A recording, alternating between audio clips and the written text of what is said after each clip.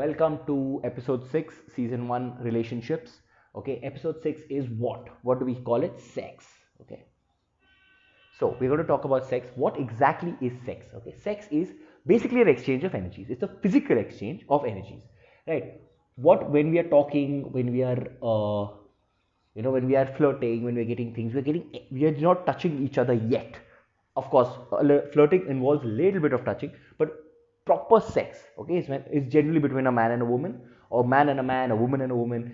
At a base level, it's just an exchange of energy between two bodies. Okay, there's a point where the energy gets so intense that you cannot verbalize it anymore.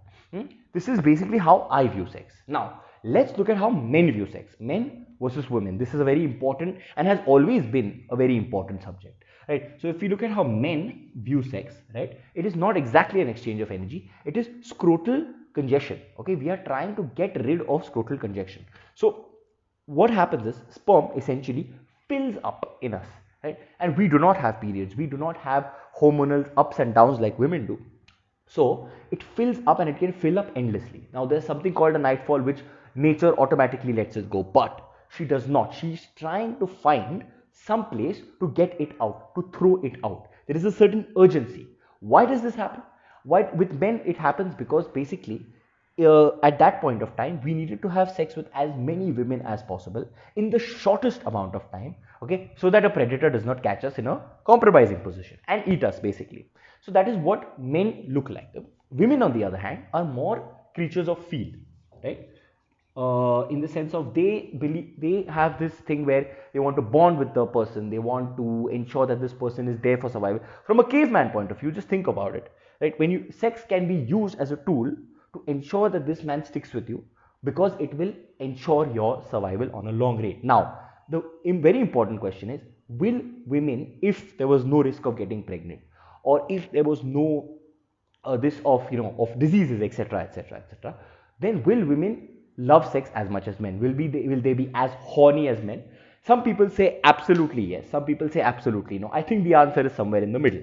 Okay, it's about 80% of what men want. So the hormone estrogen, which has a lot of oxytocin, in the sense of there's a lot of more oxytocin in a woman than a man, right? She will still be looking for some sort of connection much more than a man who's basically looking for an exigence or a removal of scrotal congestion. That is all a man is looking for. So if a man is 100% horny, right, with the freedom that a man has, with the complete freedom in the sense of not getting pregnant or not catching syphilis or anything like that, right, a woman will be about 80% as horny as a man. Now this is what I have observed, this is what I have asked women about, and women tend to have this thing of quality. Men don't have such a this for quality because they're just looking for throwing it out. So this is basically what I look at sex as. Now it can be used, it can be misused. It is a very important tool, especially when it comes to men, right?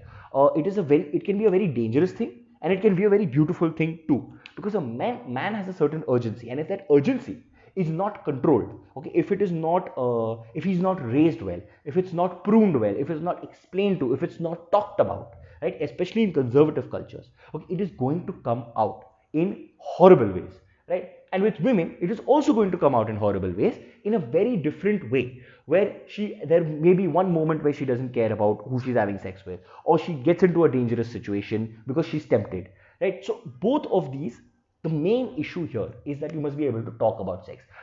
Apparently even in advanced countries people don't talk about sex enough, and even if they do, they don't talk about it openly. The point here is sex is an energy. It's a very powerful energy, and the moment you suppress it, it's like a ball. Okay, the ball is going to, you're pushing it down, but it has air in it, it is going to come up with force. So sex in fact is one of the most important energies in the universe. In as human beings, it's one of the most important aspects. It's like you're ignoring your right leg. Okay, it doesn't make sense. You cannot ignore your right leg, it exists. Okay, tomorrow if you ignore it and you don't care about its musculature and the fact that it is moving every day and that there is blood flow in it, it is bound to become a dead leg, and then it is going to impediment you.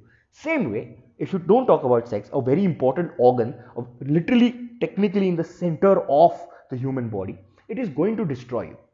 So the most important thing is just talk about talk. Make it so normal. Don't make it dinner conversation.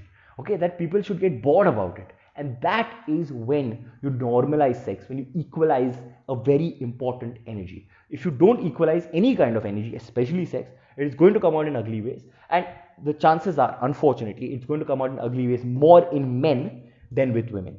So that's basically it, an exchange of energies. Men, women, what they think, my assessment of how horny women would be if they had the freedom, and how dangerous it can be to suppress it. That's it.